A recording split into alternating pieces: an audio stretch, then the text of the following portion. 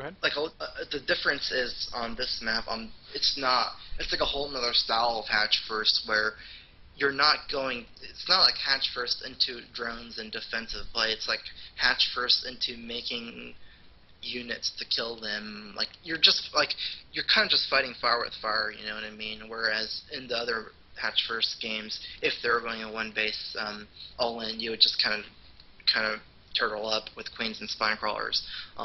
Basically, on like Scrap Station, and Xel'Naga, if you're actually going to hatch first in Xel'Naga, is pretty much if you're just going to make units and fight them if they try to kill you. So. All right, fantastic. So here we are. We're on Scrap. This will probably be the last game where we have you play, and then I'll jump up and play a couple and let you tell me how terrible I am. If you are ready, we will rock and roll. I'm ready.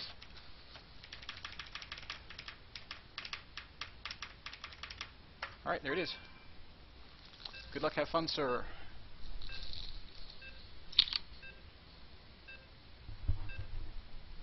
Now, one thing that I get asked all the time when I'm talking about Zerg versus Zerg is, how do I beat mutas? And this hasn't come up at all today because we have two high-level guys playing. Can you maybe explain why that's not necessarily a common problem to have at the top level? It's because at high level, people have similar mechanics and like macro skills and things like that, whereas pretty much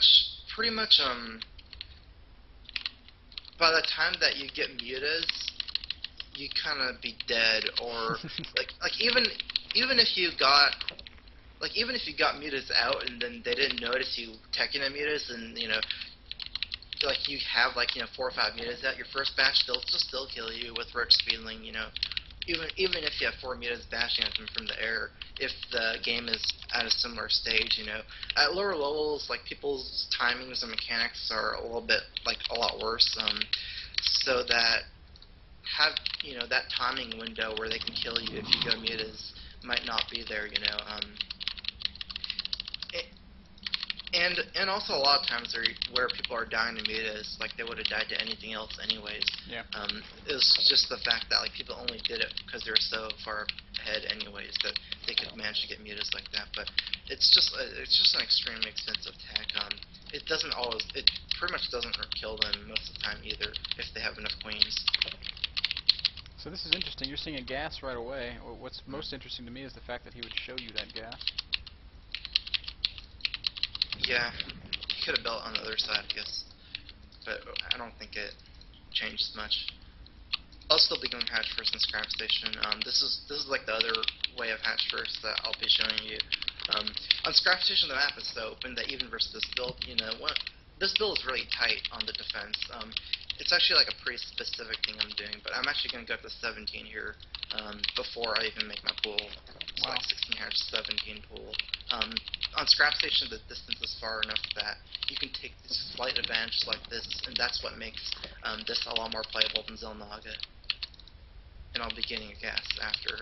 I'm going to be doing, like you said, maybe what you call the nesty, where oh my god, I would be so scared if I were you right now. You just started your pool and his is done. Yeah, but he's not going to be able to do anything. But he was going to Speedling. I see him still putting gas on gas. I feel like it's probably going to be Speedling, Baneling. Yeah, and I love ZvZ on this map because I feel like one base Ling Bane is really good. You've got 4 guys in gas, by the way. Yeah, I guess you'll see, but the Nesty crushes this pretty badly.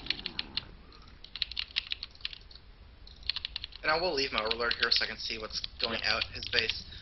Eventually I might move it to his natural, see if he's going to take an expansion as well. Pretty much I'm going to be making 2 queens here, making a Baneling, Rotorn right after my pool is done. I'm going to inject once with each queen. Oh, this is so tight. So that's definitely going to be Banelings up there for sure. Yeah, that's all. I'm going to send 2 over there.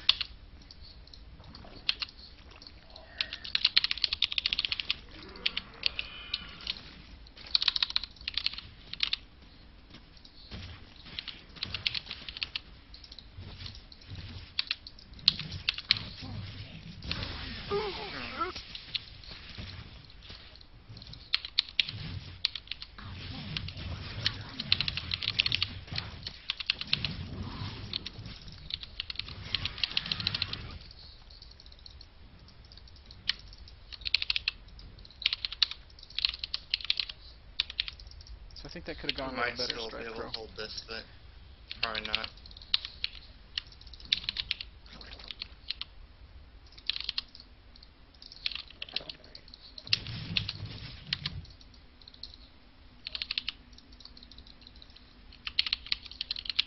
So the queens inject once, and then they're just meat shields. Yeah, you want to send your queens out here because one of the things is I think he did a little bit weird build. I think the build he did might have just been really good versus this because it wasn't like a 14 gas 14 pool. I think his pool was a fair bit earlier to get out the Zerglings, because usually what you can do is you can have enough Zerglings to push him out before the Banelings, and then he'll be morphing Banelings a little bit farther back.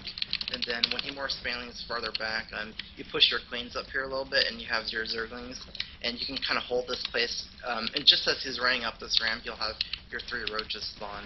I see. And you can hold it like that. And then it's get what, 5 more roaches and go smash him with roach speedling.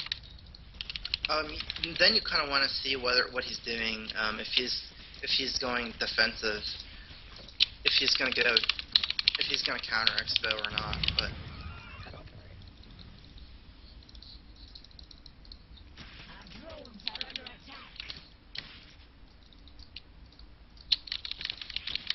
And do we normally skip speed with this, or is it just because we took damage? yeah, no, I wouldn't be getting speed with this until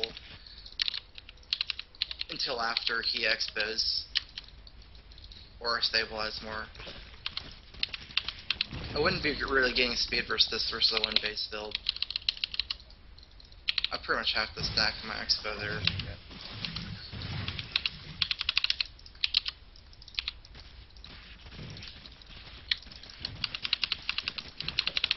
I did see expoed, so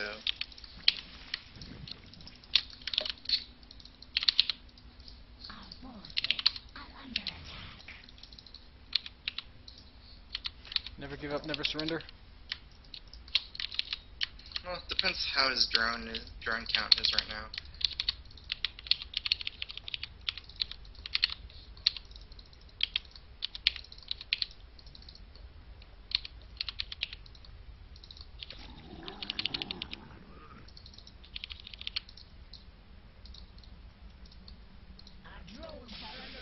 Ooh. Doesn't go slow.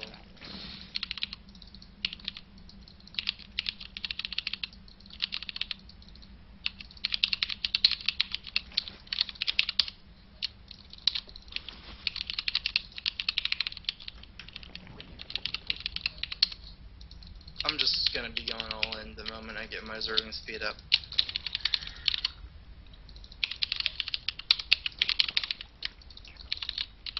Through the middle or all the way around? I'm gonna be going all the way around. I don't have time to bust the middle.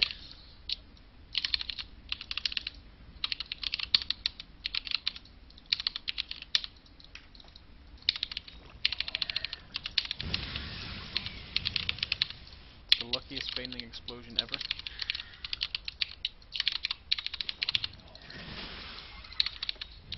Yeah, he has way too many guys. Yep. GG. Well played by Aquanda.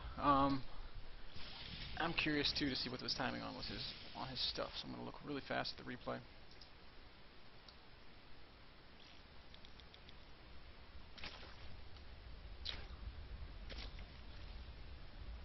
It was probably 14-14, but he just got it a little bit far in my base. Yep, 14-14. I could. It was basically I just didn't handle the control very well at defending it. Because at that point I should be because my hatch first has kicked in at that point, I should be having a little bit more Zerglings in my base at that timing, so I should be able to kind of push him out and make him more Banelings outside my base, but he was able to split up his Zerglings a little bit in my main and morph him from there. It's a lot of the times it's not that strong to just explode Banelings on drones unless you can kill a lot. Just because if you kind of spread them out, you can't really lose that many drones to 1 or 2 Banelings. So Yeah, I totally can relate, and I understand. If you use 2 Banes to kill 1 drone, it's almost not worth it. Well, for sure, 1 drone is not worth it, but But he, if they kill like 2 or 3, it's pretty close actually. Like, because 2 banelings cost as much as maybe like 3 or 4 drones, so it's not that big. As long as you can kind of not lose drones to a lot of the zerglings. Like, losing drones to zerglings is the worst kind of. yeah. And the banelings, and even in speeding baneling mirror, it's kind of better to have a lot of zerglings than just a couple of banelings, than like a lot of like half and half kind of. You kind of want maybe like 10 zerglings for every like 2 banelings. Okay, okay, cool. Well, what I'm going to do here is I'm going to play against Shuey, and I'm going to let you kind of yell at me and tell me what I'm doing wrong and what I'm doing right and stuff.